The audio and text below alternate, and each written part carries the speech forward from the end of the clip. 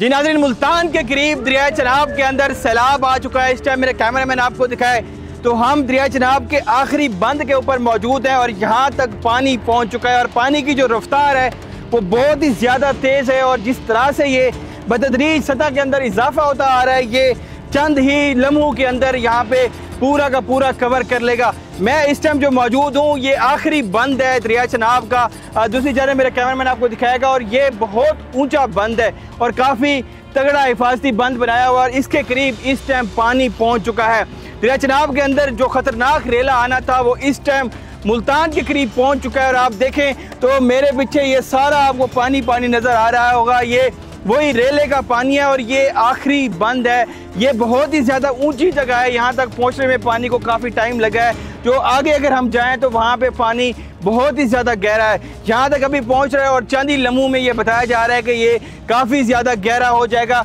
इस जानिब सारे बागात हैं, आम के नीचे सब्जियाँ भी थी और भी काफ़ी सारी फसलें थी, वो सारी तबाह करता हुआ पानी आखिरी बंद तक पहुंच चुका है। मुल्तान के करीब दरिया चनाब का ये आखिरी बंद है जहां तक पानी अभी इस टाइम टक्कर दे चुका है और जो भी खतरनाक सैलाबी सूरत हाल इस टाइम बनी हुई है तो ये कहा जा रहा है कि पानी की सतह में भी इजाफा हो रहा है और आने वाला जो पीछे से और रेला है वो भी इसके साथ मिक्स हो जाएगा और इसके अंदर और ज़्यादा इजाफा हो जाएगा।